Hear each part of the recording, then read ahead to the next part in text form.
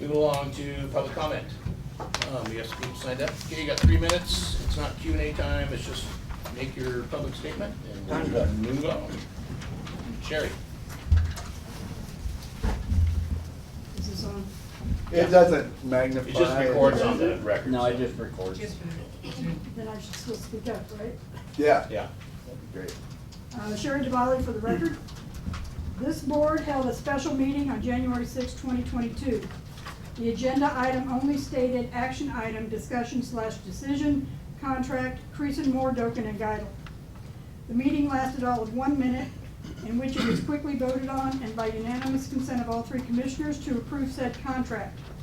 They did not notify the public of what type of contract was being discussed, nor how much the taxpayers would be responsible for paying, either minimum or maximum amounts.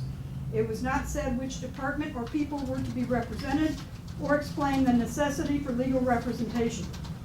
I have been attempting to gain copies of the contract with the law firm of Creason, Moore, Doken, and Geidel since March 7th. I requested via Freedom of Information Act all records, invoices, motions, agendas, minutes, audio recordings, and emails. I was denied all of this information by Jesse Webster, with the exception of the minutes that included an implication that Prosecutor Lewis Marshall had input in this decision. Prosecutor Marshall has assured me that he has not seen this contract. Additionally, Clerk Webster stated the county made the determinations of denying my request. I would like to know who at the county made these decisions. It has been over 40 days, and I am still being denied the information that I should have received right away. Idaho law requires the prosecutor to approve the hiring of outside attorneys to defend them in lawsuits. Idaho law also requires the board to make a finding on the record why the hiring was necessary. Neither the meeting minutes nor the contract were provided to the public to show that these steps were taken. I saw an email concerning Scott Bauer releasing Jeff Connolly in his personal capacity from liability relating to the tort claim filed. A copy was sent to Creason and Moore, therefore this confirms the subject of the legal representation. 1 second. However, there were 2 commissioners personally named in the tort claim. Since the commissioners did not provide the meeting minutes, audio recording, or contract, the public does not know whether the commissioners were using public funds for their private legal defense. Idaho Code 74-201 is very clear on open meeting law, and that public business shall not be conducted in secret. Just as the Attorney General told the board on February 16th, ambiguous meeting notices are cause to void the decision. The lack of transparency from this board is appalling. I would like a copy of the contract as well as the other information I requested. This should not be kept secret. It is the right of the taxpayers to know how the commissioners are spending their tax dollars. Thank you. Thanks, Sherry. Who's next? Dan, you're on the list next. You have Sherry plus 3. Well, in case I needed longer than 3 Oh, okay. minutes. Go ahead, Dan. Thank you, Commissioner. I was present last week to hear several issues on the agenda, and specifically the last executive session item agenda listed to the litigation, pending litigation. To my transparency dismay, the 4th amendment, a 4th item on the executive session docket was moved to the 2nd item on the docket without an agenda change at the beginning of the meeting. This violated open meeting law, and it does create towards more secrecy of the issue. Further, upon finding out that the item was changed after all business was concluded, Commissioner Connolly's response was sue us, or words in that effect. This entire event is indicative of the BOCC's disdain toward their oath of office and toward performing the simplest of their duties. Flashback to the skating rink secrecy comes to mind, and what iceberg might lurk beneath the waters of county operations and unprofessional administrative conduct. I also had put a document request in for indigent office invoices, and I was told 4 days after the expiration of said return that those were exempt from disclosure due to personal health records.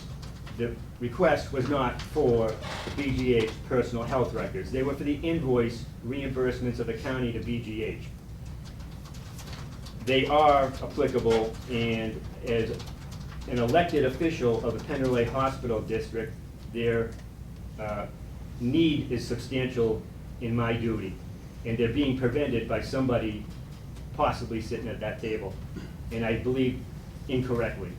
I asked for those documents to be redacted of all personal information so that we knew only that where the monies were going to BGH. I don't think that's an unreasonable request, and I don't think it's protected. I think you need to start opening up the transparency doors in this office. Thank you. Okay, thanks, Neil. Asia? Asia Williams. I've got a couple issues, but I'm gonna also speak to the request for information with respect to litigation against Commissioner 2 and Commissioner 3. I requested information that also was denied. I was told that it was redacted based on the recommendation of Lewis Marshall. I reached out to Mr. Marshall regarding the request of information. Mr. Marshall was specifically asked about the contract, which I did not receive. I also asked him who is paying for the outside counsel, what's the reason, was there a necessity of use determined, and was there a failure to follow process and procedure. The response that I received is unfortunate for us as a community. He was uncertain as to who is paying the bill, as he's seen neither bill nor contract. He also indicated that he does not have enough information to answer whether or not the process and procedures were followed. The contract is required to release to the community. It is a contract that we are liable for. We don't know what happened, and as Sherry stated, it's open meeting. So in addition to that, I've submitted 2 resolutions to the board to request that you guys address certain issues. ARPA has been discussed in the county. You have received information from council. Mr. Connolly has given his wish list of items he'd like to buy. It's reasonable that the county commissioners bring the issue to the table and make a decision as to whether or not to spend the funds. We know that April 30th comes up, the first date of reporting requirement. I am respectfully requesting that one of the commissioners bring this item on the agenda next week so that a decision can be made. There has been no action from county commissioners regarding ARPA. I have heard Mr. Connolly state that you are no longer in any rush to spend ARPA money. That's an awkward statement to make when all 3 signed that document back in October without having read it. And so now that we've read it and we have an opinion, let's please make a decision to put this to rest. The other issue I've requested of Mr. Connolly is to update the critical habitat map. As we continue to grow as a county, we are negatively impacting areas that we haven't clearly identified. Fish and Game has offered to do this. It doesn't matter that it's a planning issue. If they're willing to do it, let them send it to planning and sign it off, update the map so that we can grow responsibly. There is no reason to tell me that I should just work with Milton on something that hasn't been done, it hasn't been planned, it hasn't been mapped.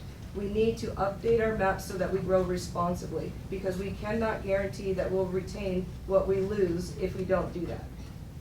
Okay, thanks, Asia. Rich? I'll pass. Okay. Anyone else to speak? Make sure you identify your name for the record. Kevin Moore for the record. So a couple things there, I guess, for me to try to come up to speed on. The 2 sisters, Sherry and Asia, whatever, are talking about outside counsel. So they didn't really give me a clue or whatever of what that related to. And so it gives me in a quandary, whatever, whether this has anything to do with the Verbetta Bridge. Are we still having anything to do with the Verbetta Bridge? Is that a still ongoing thing? Has the public ever been let know where we stand on that, let alone these other issues, I guess, that have suddenly cropped up? There was something else now, but now I've lost that. Okay. Anyone else wish to speak? Seeing none, we'll go ahead and move on.